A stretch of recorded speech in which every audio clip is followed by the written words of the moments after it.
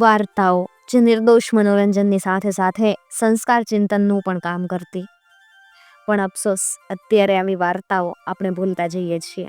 એમ છતાં એક વર્ગ એવો છે કે જેને જૂની વાર્તાઓ સાંભળવી ગમે છે. હેલો દોસ્તો, હું છું વૈશાલી અને આજે આપણે આવી જ એક સરસ મજાની વાર્તા સાંભળવાના છીએ કે જેને કદાચ તમે તમારા બાળપણમાં પણ નહીં સાંભળી હોય. જો તમે તમારા બાળપણમાં આવી વાર્તાઓ સાંભળી હોય તો ફરી એકવાર તમારા બાળપણને જીવવા માટે તૈયાર થઈ જાવ, અને જો ન સાંભળી હોય તો ફરી એકવાર બાળક બની અને એ સમયને જીવવા માટે મારી સાથે તૈયાર થઈ જાવ, કારણ કે વાર્તા ખૂબ જ સરસ છે. બહુ સમય પહેલા કોઈ એક દેશમાં એક રાજા રાજ કરતો. એ રાજા ખૂબ બળવાન હતો. એને કોઈ વાતની કમી નહીં. હાથી, ઘોડા, ધન, સેના બધું ઈશ્વર કૃપાથી હતું અને એને સારા બંદોબસ્તી પ્રજા બહુ સુખી હતી. લોકો રાજાની બુદ્ધિ અને સદગુણના વખાણ કરતા થાકતા નહીં, પરંતુ એને બહુ મોટું દુઃખ હતું.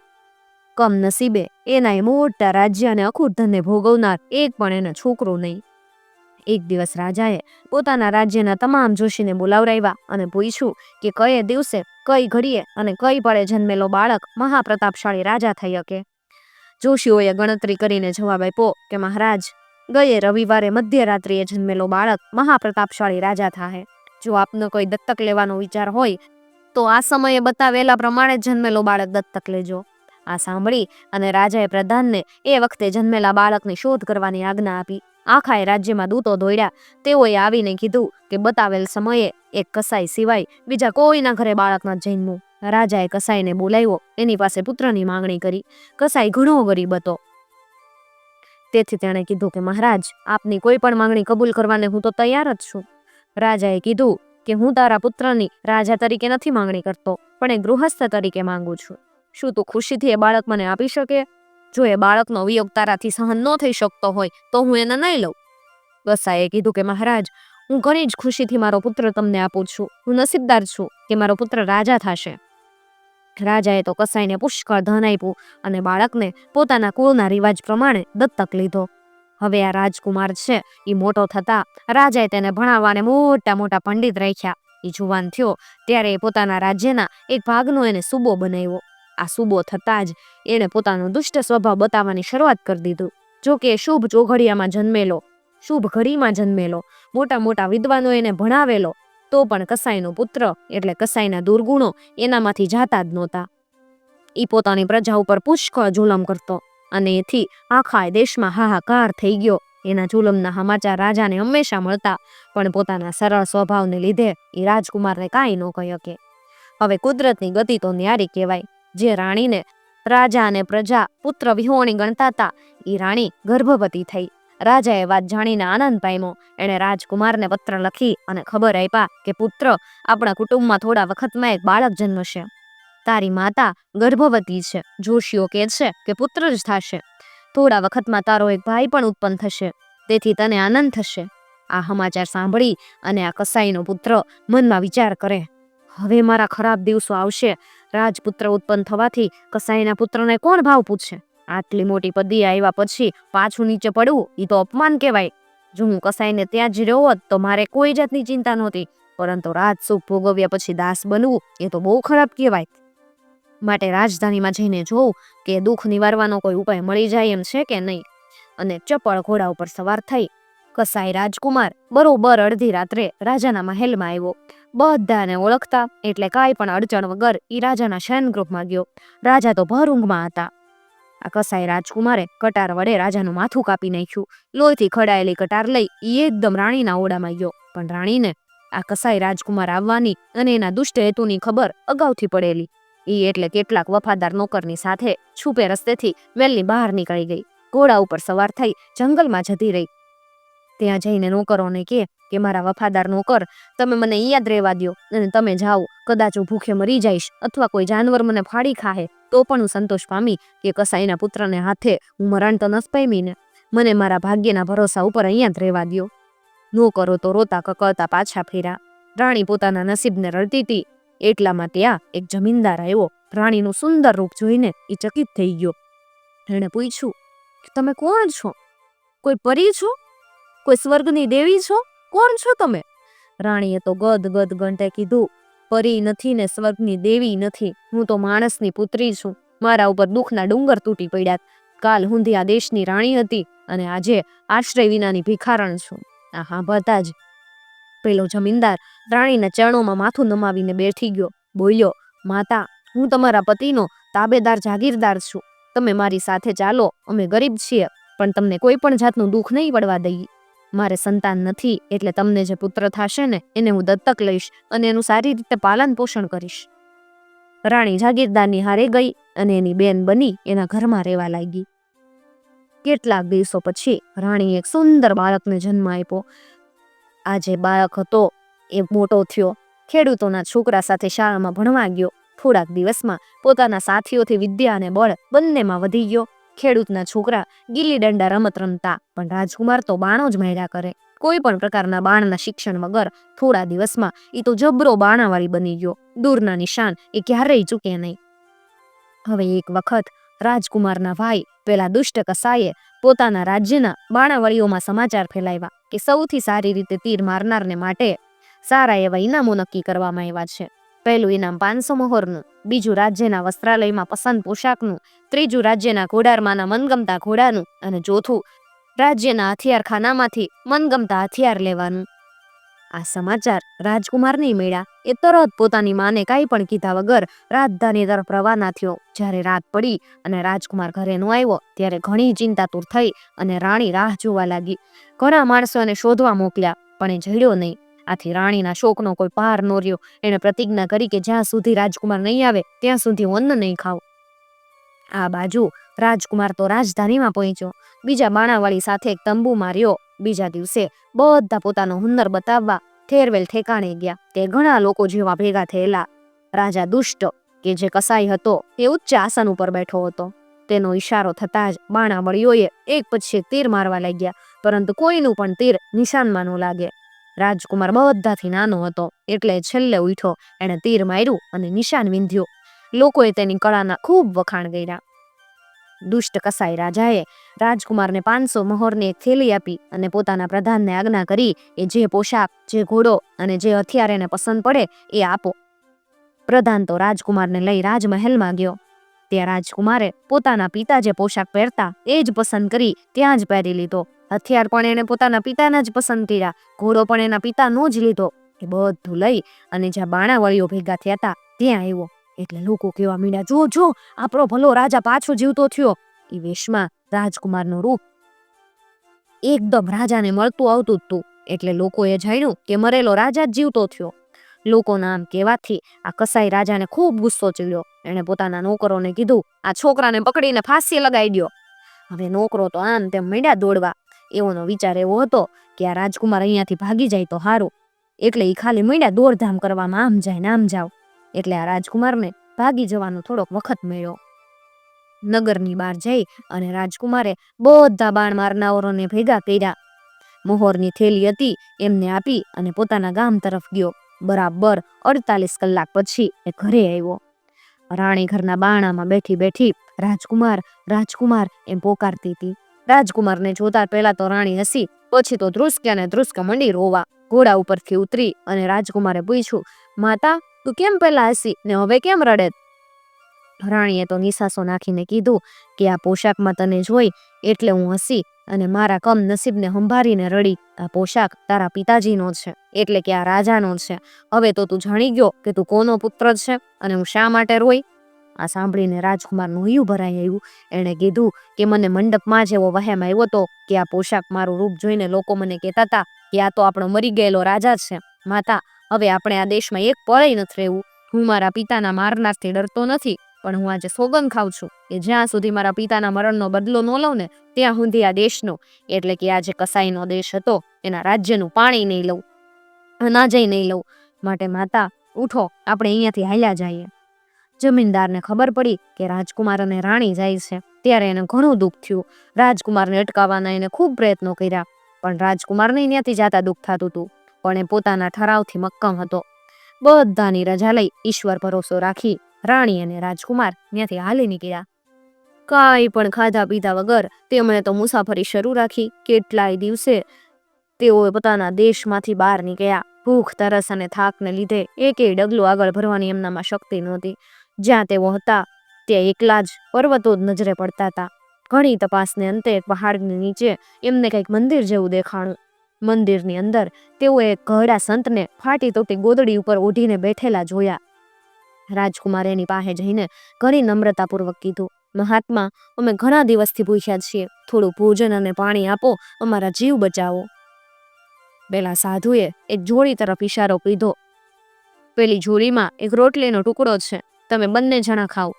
રાજકુમારે જોડીમાંથી એક વાસી રોટલીનો નાનો ટુકડો કાઢ્યો. એ એક કોળિયાથી વધારે મોટો નહોતો. રાજકુમારે રાણીને આપતા કીધું, માતા, લ્યો આ તમે ખાઓ. આપણને બંનેને ચાલે એમ નથી. મારા બળવાન શરીર કરતાં નિર્બળ શરીરને ખોરાકની વધારે જરૂર છે, એટલે ટુકડો તમે જ ખાઈ જાઓ. રાણી કે, પુત્ર, હું તો ઘરડી થવા આવી, સંસારના બધા દુઃખ સુખ જોઈ ચૂકી, મારા મરવાથી નુકસાન પણ શું થવાનું? તારે તો હજુ મહાન કાર્યો કરવાના, એથી તારે જે ટુકડો ખાઈને જીવવાની જરૂર છે. રાજકુમારે માતાનું કહેવું માન્યું નહીં. માતાને રોટલીનો ટુકડો ખાવાનો આગ્રહ માંડ્યો કરવા. એટલે મહાત્માએ કીધું, તમે શું કામ એકબીજાને આગ્રહ કરો છો? એ ટુકડો તમે ખાઓ, તમારાથી એ પૂરો જ નહીં થાય. સાધુના કહેવાથી મા દીકરો ખાવા લાગ્યા. ટુકડામાંથી જેમ જેમ બંને જણા ખાવા માંડે એમ એમ એ ટુકડો એટલો ને એટલો જ રહે. બંને પેટ ભરીને ખાધું. અને એ રોટલી એવી તો સરસ હતી કે રાણીએ રાજભવનમાં ક્યારેય એટલી સ્વાદિષ્ટ રોટલી નહોતી ખાધી. ખાઈ રહ્યા એટલે ઓલા સાધુએ પાણીનું વાસણ બતાવ્યું. એમાં થોડુંક પાણી હતું. એનું પણ રોટલીના ટુકડા જેવું જ થયું. બંને પાણી પીને તૃપ્ત થયા. એટલે મહાત્માએ કીધું, તમે ક્યાંથી આવો છો? ક્યાં જવાના છો? આ પહાડની પેલી બાજુ એક મોટો સમુદ્ર છે અને બહુ તોફાની છે. આજ સુધીમાં એક પણ વાણ એમાં તર્યું નથી, માટે તમે આગળ ન જતા, અહીંયાથી જ પાછા ફરો. રાજકુમારે ઉત્તર આપ્યો, મહાત્મા, અમે એવી પ્રતિજ્ઞા કરી છે કે અમે જ્યાંથી આવ્યા છીએ તે ક્યારેય પાછા નહીં જઈએ. તમારા પવિત્ર જ્ઞાનથી કોઈ પણ બાબત છુપી નથી. તમે અમારી સ્થિતિ જાણી ગયા હશો. હવે કૃપા કરીને અમારી મુસાફરીમાં મદદ કરો તો ઠીક. તમે દરેક જાતની મદદ કરી શકો એમ છો, કારણ કે સંસારનું કોઈ પણ કામ કેવું નથી કે જે મહાત્માની મહેરબાનીથી ન થઈ શકે. મહાત્મા બોલ્યા, મુસાફર, તું સાચું કે છો. પવિત્ર હૃદય રાખનારા મહાત્માઓથી શું થઈ નથી શકતું, પરંતુ મારા જેવો પાપી શું કરી શકે? મેં બહુ મુસાફરી કરી. મુસાફરીમાં મને કેટલી અદ્ભુત વસ્તુઓ મળી, એમાંથી કંઈક તને આપું. એટલું કહી એ મંદિરની બહાર ચાલ્યા ગયા. થોડીક વાર પછી લાકડીના 2 ટુકડા લઈ આવ્યા. ટુકડા તદ્દન તાજા કાપેલા. એક ટુકડાનો 1.5 હાથ લાંબો દંડો બનાવ્યો અને તેવી જ એવડી જ મોટી મશાલ બનાવી. પછી એ બંને વસ્તુ રાજકુમારને આપીને કીધું, લ્યો, આ બંને વસ્તુઓની મદદથી તમે સમુદ્ર ઉતરી શકશો. તમે જ્યારે આ મશાલ સળગાવશો એટલે એના અજવાળાથી બધા પ્રાણીઓ દૂર ભાગશે. આ દંડો તમારું વાણ બનશે. સમુદ્રમાં જે જગ્યાએ તેને નાખશો ત્યાં 1.5 હાથથી વધારે પાણી રહેશે નહીં. એટલું કહી અને મહાત્મા મશાલ સળગાવી બંને જણને પહાડની પેલી બાજુ મૂકી આવ્યા. રાજકુમાર દંડો હાથમાં લઈ અને સમુદ્રમાં પડ્યો. પાણીને દંડો અડતા જ રાજકુમારની ચારેય બાજુ 14 ગજ સુધી 1.5 હાથ ઊંડું પાણી થઈ ગયું. રાણી મશાલ લઈને રાજકુમારની પાછળ હાલવા લાગી. તેઓ સમુદ્રના તળિયામાં મોતી, પરવાળા, જળ, ઝાડ, જળ, ફૂલ, કેટલી વિચિત્ર વસ્તુઓ જોતા જોતા ઈશ્વરની કારીગરીના ગુણગાન ગાતા ગાતા હાલવા લાગ્યા. હવે સમુદ્રની વચમાં જ્યારે એ પહોંચ્યા ત્યારે રાજકુમારે પાણીની એક લહેર આવતી જોઈ. એમાં ખૂબ જ સુંદર અને પાણીદાર અસંખ્ય મણીઓ વહેતી હતી. રાજકુમારે કદી આવી મણી જોઈ નહોતી. એટલે મણીને જોઈને કે, માં, જુઓ તો આ રમકડા કેવા સુંદર છે. એનો રંગ તો જો કેટલો સરસ. હું થોડાક એમાંથી લઈ લઉં છું. રાણી તો મણીને ઓળખતી હતી. એ જાણતી હતી કે આ એક એક મણીની કિંમત લાખ રૂપિયાથી ઓછી નથી. પરંતુ સમુદ્રમાં એટલા બધા મણીને જોઈ એ બી ગઈ. એણે જાણ્યું કે આ કામ કોઈ રાક્ષસનું હોવું જોઈએ. એણે અમને બંનેને લોભથી લલચાવવા આ માયા ઝાડ બનાવી હશે. એટલે ડરતા ડરતા એ કે, પુત્ર, એને છેડતો નહીં હો. એને લેવાથી કોણ જાણે કેવાય દુઃખ આપણા ઉપર આવી પડે.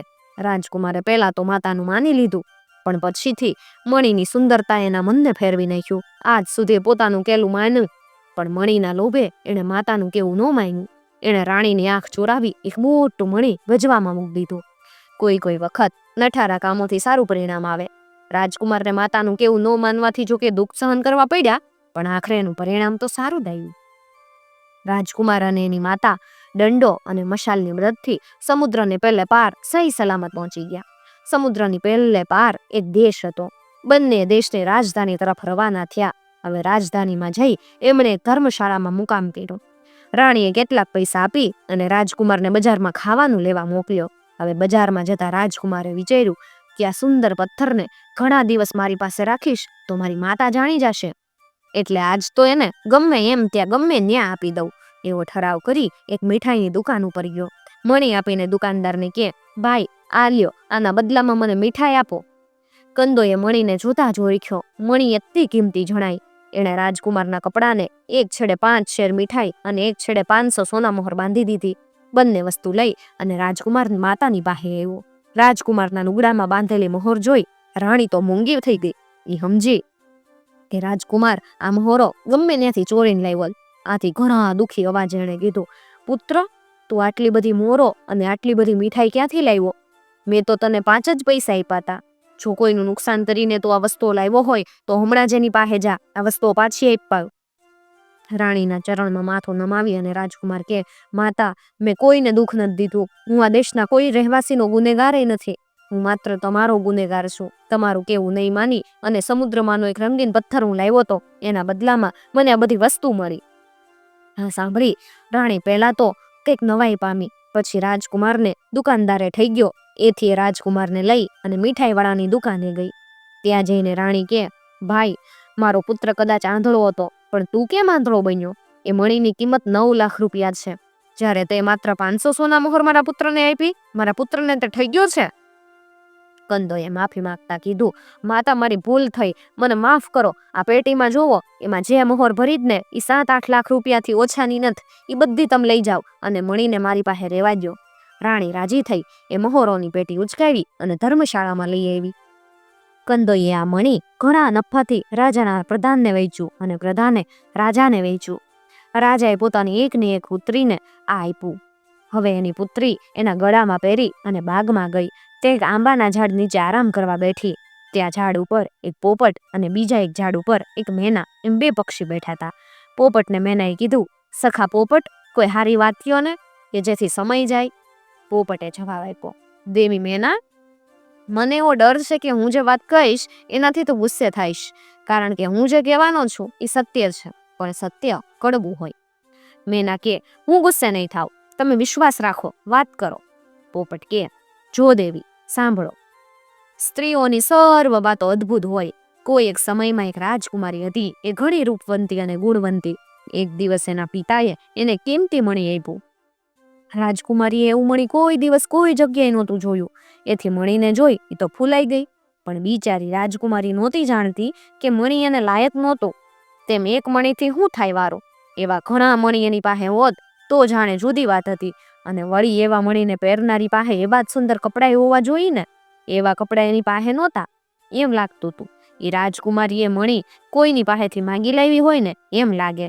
રાજકુમારી તો આ બધી બાબતનો વિચાર કરવાનો વખત જ ન મળ્યો હોય એમ કરે, કારણ કે એ તો અભિમાનથી છકી ગઈ, આમ તેમ ફેર્યા કરે. પણ એને એની ભૂલની ક્યાં ખબર પડીશ? રાજકુમારી પોપટની વાત ધ્યાનપૂર્વક સાંભળતી હતી. એ ઉઠીને મહેલમાં ગઈ. ત્યાં જઈ મણીને દૂર ફેંકી દીધું. પોતાના ઓરડાના બારણા બંધ કરી દીધા અને મંડી રોવા. નોકર ચાકરોએ ખાવા પીવાનું કીધું, પણ એને અન્ન પાણી અડકવાની ચોખ્ખી ના પાડી દીધી. રાજાને ખબર પડી એટલે પોતાની પુત્રી પાસે આવીને કે, દીકરી, તને એવું શું દુઃખ છે? તું કેમ ધ્રુસકે રડે? ખૂબ બનાવી એટલે રાજકુમારી કે, પિતાજી, મારા જેવી અભાગી રાજકુમારી જગતમાં બીજી કોઈ જ નહીં હોય. તમે મને જે મણી આપ્યું એ જોઈને પક્ષી સુદ્ધા મારી મશ્કરી કરે. એ એક મણી મારે ન જોવે. મણીની હારે એવા જ પહેરવાના સુંદર કપડાં અને ઓછામાં ઓછા બીજા 12 મણી મારે જોવે. તમે તપાસ કરજો કે એવા મણી પહેરનારીઓ કેવા લુગડા પહેરે અને એમને કેવા લુગડા પહેરવા જોવે. મને એવા કપડાને મણી મંગાવી દો. રાજાએ બધું લાવી આપવાનું વચન આપ્યું અને ત્યાંથી વિદાય થયા. પછી તો રાજાએ પ્રધાનને બોલાવીને પૂછ્યું, તમે મણી ક્યાંથી લાવ્યા હતા? પ્રધાને કંદોઈનું નામ દીધું. કંદોઈને બોલાવી રાજાએ કીધું કે જેની પાસેથી મણી લીધું છે એને 24 કલાકમાં શોધી કાઢ, નહીં તો તારું બહુ ભૂંડું થાહે. કંદોઈ તો શહેરમાં બધી જગ્યાએ ફરી ગયો, પણ રાજકુમારનો ક્યાંય પતો ન લાગે. એ ઉદાસ મોઢે ઘરે આવતો હતો એટલા મને યાદ આવ્યું કે શહેરની બહાર સમુદ્ર કિનારે કોઈ સોદાગરે હમણાં જ નવો મહેલ બાંધ્યો, ત્યાં કદાચ એનો પત્તો લાગે. એમ વિચાર કરી ન્યાય ગયો. જેવો એ દરવાજા નજીક ગયો કે રાજકુમાર સુંદર પોશાક પહેરી ઘોડા ઉપર સવાર થઈ અને સવારોની સાથે શિકાર કરવા જતો તો એ હામો મેળ્યો. કંદોઈ તેને આવી ચડતી દિશામાં જોઈને ચકિત થઈ ગયો. એણે ચૂકીને સલામ કરીને રાજકુમારને કીધું કે રાજા સાહેબ આપને બોલાવે છે. એટલે રાજકુમારે ઘોડો થોભાવીને કીધું, જાઓ તમારા રાજાને કહો કે હું કઈ તમારો નોકર નથી અને પ્રજાય નથી કે તમારો હુકમ માનું. જો એમને મારું કંઈક કામ હોય તો મારી પાસે ભલે આવે, હું અહીંયા જ છું, હંમેશા ઘરની આગળ જ મળું છું. કંદોએ આવીને રાજાને રાજકુમારનો સંદેશો કીધો. પહેલા તો રાજાને ગુસ્સે ચડ્યો, પણ રાજકુમારીની હઠ યાદ આવી એટલે તરત એ રાજકુમારને ત્યાં ગયો. રાજકુમારે એનો સારો સત્કાર કર્યો. વાતચીતમાં રાજાને ખબર પડ્યું કે રાજકુમાર રાજવંશમાંથી ઉત્પન્ન થયેલો છે. આમ તેમની વાતો બાદ રાજાએ કીધું કે રાજકુમાર, હું તમને તસ્દી આપવા આવ્યો છું. તમે થોડાક દિવસ ઉપર જે મણી આ કંદોઈને વેચ્યું હતું એવા કેટલાક મણી મને આપો તો તમારી મોટી કૃપા. તમારી પાસે એવા મણી છે? રાજકુમાર કે મારી પાસે તો એવા હજારો મણી છે, તમારે કેટલા જોવે? સાંભળી અને રાજાને ઘણી નવાઈ લાગી, કારણ કે જાણતો તો કે આવા 5-10 મણી ખરીદવામાં પોતાનું રાજ્ય વેચાઈ જાય. એવા મણી રાજકુમાર પાસે હજારોની સંખ્યામાં છે, તો જરૂર એને ત્યાં કુબેરનો ધન ભંડાર જ હાથ લાગેલો હોવો જોઈએ. એમ વિચારી અને નમ્ર અવાજે રાજાએ કીધું કે રાજકુમાર, મારે 2000 મણીઓ લઈને ક્યાં જાવું? મારે તો 5-6 મણીની જ જરૂર છે. તેમજ એ મણીની સાથે કૃપા કરીને એ મણી જે પહેરે એને પહેરવા યોગ્ય વસ્ત્રો મને આપજો. રાજકુમાર કે આજથી ચોથે દિવસે મણી અને વસ્ત્ર બંને વસ્તુ મળી જાહે. આજ હું મારા ખજાના તરફ જઈશ, ત્યાંથી ચોથે દિવસે પાછો આવીશ. તે દિવસે જરૂર તમને વસ્તુઓ મળશે. હવે રાજાના ગયા પછી રાજકુમાર માતાની રજા લઈ અને મુસાફરીએ નીકળ્યો. સમુદ્ર કિનારે આવી અને મહાત્માએ આપેલી મશાલ હળગાવી દંડો હાથમાં લઈ અને સમુદ્રમાં ઉતર્યો. સમુદ્રમાં એ જળ જીવન પ્રમાણે નિર્ભયતાથી હાલવા લાગ્યો.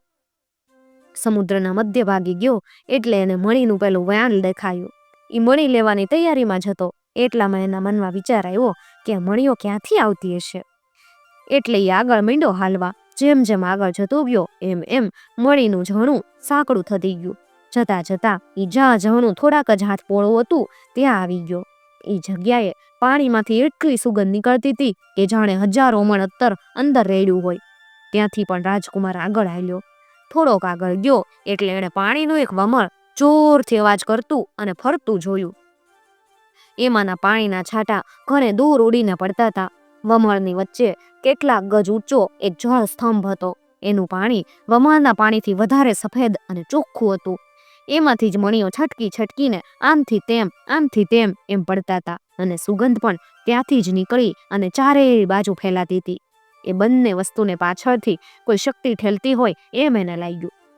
એમાંથી એક પળમાં હજારો મણીઓ આમ પડે તેમ પડે થોડીક વાર સુધી નાચતા હતા અને પછી ઝરણમાં વહી જતા હતા. એ અદ્ભુત દેખાવને રાજકુમાર ઘણી હોશથી જોઈ રહ્યો. થોડીક વાર એણે વિચાર કર્યો અને પછી મશાલ અને દંડો લઈ વમળમાં કૂદી પડ્યો. કૂદતા જઈને એમ ખબર પડી કે કોઈ શક્તિ ઉપરથી દબાવી અને નીચે લઈ જાય. છેવટે એના પગ જમીનને અડ્યા. એ વખતે એ ખીણમાં હતો. ખીણમાંથી નીકળતા જ ઉપર દિશાએ એક મોટો દરવાજો એની નજરે પડ્યો. એની દિવાલ નીચેથી એક નાળું વહેતું હતું. એમાં પણ મણીઓ વહેતા હતા અને અંદરથી સુગંધ નીકળતી હતી. નાળાનો માર્ગ એવો હતો એમાંથી એક માણસ સહેલાઈથી જઈ શકે. રાજકુમાર એમાં થઈને અંદર ગયો. અંદર જઈને એણે પાછું વળીને જોયું તો ત્યાં દરવાજાનું નામ નિશાન નહીં. એ વખતે ખીલેલા બાગમાં જઈ એ પહોંચી ગયો. ત્યાંથી થોડેક દૂર એક મહેલ હતો જેમાં તે ગયો. એ મહેલમાં બધા ઓરડા ખૂબ કારીગરીથી શણગારેલા, પણ એમાં એક પણ માણસ નહીં. અંતે છેલ્લા ઓરડામાં ગયો. એમાં 12 સુગંધીદાર મીણબત્તીઓ બળતી હતી અને છતમાં એક લોઢાની કડીમાં મનુષ્યનું તાજું કાપેલું માથું લટકી રહ્યું હતું. એ માથાની નીચે પાણીથી ભરેલું એક વાસણ હતું અને એની ચારેય બાજુ પેલી 12 મીણબત્તી બળતી હતી. માથામાંથી મોટા મોટા લોહીના ટીપા નીચેના પાણીના વાસણમાં ટપકતા હતા. ટીપા પડવાથી પાણીમાંથી કેટલાક છાંટા વાસણની પાસે જ એક નળી હતી એમાં પડતા હતા અને પાણીમાં પડનારા લોહીના ટીપા તરત જ મણી બનીને નળીમાંથી વહી જતા હતા. એ દેખાવ જોઈને રાજકુમારને તો ઘણી નવાઈ લાગી. એ એકી નજરે જોઈ રહ્યો એટલામાં કેટલાક માણસોના પગલાંનો અવાજ એને સંભળાયો એટલે તરત ઓરડાના ખૂણામાં હંતાઈ ગયો. ત્યાર પછી ત્યાં ઘણી જ સુંદર 12 પરીઓ આવી. એમાંથી એકે લટકતા માથાને નીચે ઉતાર્યું. બીજી કોઈ છુપી જગ્યાએથી ધડ ઉચકી લાવી. પછી એક સુંદર બિછાના ઉપર એ બંનેને ગોઠવીને મૂકી દીધા અને દરેક પરી પોતાના હાથમાં એક એક મીણબત્તી લઈ અને શોકજનક ગીત ગાતી ગાતી બિછાનાની આજુબાજુ ફરવા લાગી. ધીમે ધીમે ધીમે તેઓના ફરવાની ગતિ વધતી ગઈ. થોડીક વાર પછી તેઓ એટલી ઝડપથી ફરવા લાગી કે તેઓનું જુદાપણું ન જણાયું. પ્રકાશનો એક ગોળો બિછાનાની આજુબાજુ ફરે એમ જ લાગે. એ મહેલની બહારની બાજુથી એટલી બધી સુગંધ નીકળતી હતી કે રાજકુમાર બેશુદ્ધ થતો થતો બેચ્યો. એ સુગંધ એણે સમુદ્રમાં સૂંઘી હતી એની આગળ તો કાંઈ વિસાતમાં ન આવે એવી હતી. થોડા વખતમાં પરીઓનો નાચ પૂરો થયો. પરીઓ ફરતા ફરતા પરસેવાથી તરબતોર થઈ ગઈ હતી. રાજકુમારને ખબર પડી કે આ મહેકતી સુગંધ એના પરસેવાની જ છે. એ પસીનાની ધાર પેલા પાણીના વાસણમાં પડતી હતી. પુરુષના લોહીથી મણી બનતા હતા અને પરીઓના પસીનાનું સુગંધી પાણી થઈ જતું હતું. હવે પરીઓ બિછાના ઉપર સુડાવેલા શબના મુખને ચુંબન કરી અને વિલાપ કરતી કરતી કહેવા લાગી, નાથ, ક્યાં ઊંધિયામ રહેશો? 14 વર્ષ થયા અમે તમારી રાહ જોયા કરીએ. અમારી એ નિરાશારૂપી રાત ક્યારે પૂરી થાહે અને આશારૂપી સૂર્ય ક્યારે ઉગશે? રાજન, ઉઠો ઉઠો, ક્યાં ઊંધિયામાં પડ્યા રહો? એટલામાં ઓરડામાં અચાનક આનંદ પમાડે એવું મધુર ગીત સંભળાવા લાગ્યું. ખૂણામાં હંતાયેલો રાજકુમાર અને પથારીની આજુબાજુ બેઠેલી પરીઓ પણ એ ગીત સાંભળીને ચોંકી ગઈ. ગીતનો સ્વર નજીક આવવા લાગ્યો. પરીઓ એને સ્વર્ગીય ગીત સમજી આનંદ, આશા અને ઉત્સુકતાથી સ્તબ્ધ થઈને ઊભી રહી. રાજકુમારની પણ એવી જ સ્થિતિ થઈ. ત્યાર પછી એ ઓરડાની જમીન ફાટી અને રાજકુમારને પહાડની નજીકથી મંદિરની અંદર જે મહાત્મા મળ્યા હતા એ મહાત્મા એમાંથી બહાર આવ્યા. પરીઓ તો એમના ચરણમાં પડી ગઈ અને બોલી, મહાત્મા, મહાત્મા, શું સમય આવી ગયો? મહાત્મા ગંભીરતાથી બોલ્યા, હા, સમય આવી ગયો. હવે તમારે વધારે વખત રડવું નહીં પડે. પછી એણે રાજકુમાર સંતાયો હતો ઈ બાજુ મોં ફેરવીને કીધું, રાજકુમાર, બહાર આવો. રાજકુમાર બહાર આવ્યો અને મહાત્માના ચરણોમાં ઢળી પડ્યો. મહાત્માએ કીધું, રાજકુમાર, જોવો, આ તમારા પિતાનું શબ મૂકેલું છે. કસાઈ રાજાએ જ્યારે એને મારી નાખ્યા ત્યારે પરીઓએ લાશને અહીંયા લાવી હતી. આ મહેલ તમારા પૂર્વજોની મરણક્રિયાનું ઠેકાણું છે. તમારા પૂર્વજો એ મગી જાતિના હતા. એ પરીઓના વંશના હતા. જ્યારે તમારા વંશનું કોઈ મરણ પામે છે ત્યારે આ પરીઓ એના શબને લાવી અહીંયા દાટે છે.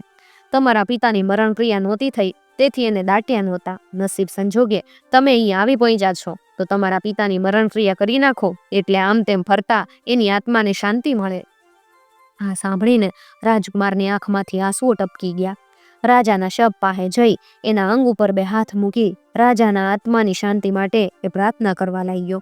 એમ કરતા જ 5 સુમધુર ગીતોનો અવાજ ઓરડામાં ગુંજવા લાગ્યો. આથી રાજકુમારના આનંદનો કોઈ પાર ન રહ્યો. કાપેલું માથું ધરની સાથે જોડાઈ ગયું અને રાજકુમારના પિતા પાછા જીવતા થઈ અને બેઠા થયા. પરીઓ પણ અત્યંત આનંદ પામી. મહાત્માએ પરીઓને અને રાજાને રાજકુમારની વખાણ કરાવી. રાજાએ કુમારને છાતી સરસો છાપી લીધો. પરીઓ રાજાને અને રાજકુમારને ઉચકીને જે દેશમાં રહ્યા હતા એ દેશના સમુદ્ર કિનારે બાંધેલા મહેલમાં મૂકી દીધા. રાજા અને રાણીના દયા ઉપજાવે એવા મેળાપનું વર્ણન કરવાની આપણામાં કદાચ શક્તિ નથી. એનો અનુભવ અનુભવિત કરીએ કે 4 દિવસ થયા એટલે પેલી રાજકુમારીનો પિતા રાજા કે જ્યાં રાજકુમારને ઈ રહેતા હતા ઈ આ રાજકુમારની પાસે મણીઓ લેવા આવ્યો. ત્યાં એને ઘણો ડર લાગ્યો કારણ કે કેટલાય શિંગડાવાળા વિચિત્ર માણસો ઈ મહેલનું રક્ષણ કરી રહ્યા હતા. એ રાજા જ્યાં રાજકુમાર અને એના પિતા રાજા બેઠા હતા ત્યાં એ આવી પહોંચ્યો.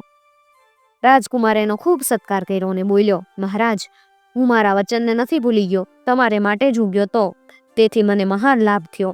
તમારે જેટલા મણી જોઈએ એટલા લઈ જાઓ. આમ કહી અને રાજકુમારે એક નોકર પાસે પાણીનો પ્યાલો મંગાવ્યો. પોતાની એક આંગળીમાં સોય ખૂતાડી 10-12 લોહીના ટીપા પાણીના પ્યાલામાં નાખ્યા. એ લોહીના ટીપાઓ પાણીમાં પડતા જ સુંદર મણી બની ગયા. રાજા એ જોઈને ચકિત થઈ ગયો. રાજકુમારે એને કીધું કે મહારાજ, મારા અને મારા પિતાના લોહીના ટીપાઓ સેંકડો મણીઓ અને હજારો મોતીઓથી વધારે કિંમતી છે. એ ભેદ મારા પિતા જે મારી સામે બેઠા છે એમનાથી જ મેં જાણ્યો છે. આ રાજા તરત જ પેલા રાજાના ચરણે પડ્યો. હવે તો શું કહેવાનું હોય, તમે સમજી જ ગયા હોય. આ રાજા પોતાની રાજકુમારીને મણી અને વસ્ત્રો બંને વસ્તુઓ મળી મેના અને પોપટ રાજકુમારીના ખૂબ વખાણ કરવા લાગ્યા અને રાજકુમારની સાથે એને લગ્ન કરવાની સલાહ આપી.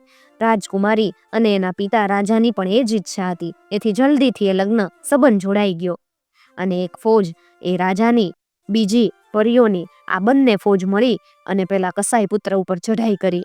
કસાઈના જુલમથી પ્રજા તો બહુ દુઃખી થઈ ગઈ હતી. તેઓએ કસાઈનો પક્ષ ન લીધો. કસાઈ સામો તો થયો પણ યુદ્ધમાં માર્યો ગયો કારણ કે આટલી પરીઓ અને આટલા બધા સૈનિકો. પરીઓ એના શબને ઉઠાવી અને પહેલા મહેલમાં લઈ ગઈ.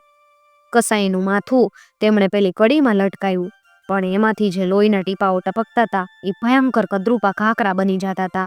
એ કાંકરામાંથી ઝેરના જેવો દુર્ગંધવાળો પદાર્થ પાણીમાં ઓગળતો હતો અને પછી સમુદ્રમાં વહી જતો હતો. કારણ એ રાજકુમાર તો કહેવાનો જ હતો, એ કાંઈ રાજાના વંશનો નહોતો, પણ કસાઈનો જ પુત્ર હતો. એટલે એ તો હવે કાંઈ તમને કહેવાની જરૂર નથી. આ બાજુ તો રાજા રાણી, રાજકુમાર અને એની રાજકુમારીએ ખાધું પીધું અને મોજ કરી. આંબે આવ્યો મોર, વાર્તા કહેશું પોર. મિત્રો, જો તમને આવી વાર્તાઓ સાંભળવી ગમતી હોય તો ચેનલને જરૂરથી સબસ્ક્રાઇબ કરી અને સાથે આપેલું બેલ આઇકોન પ્રેસ કરજો, જેથી આવનાર નવા વિડીયોઝની નોટિફિકેશન સૌથી પહેલાં તમને મળી શકે.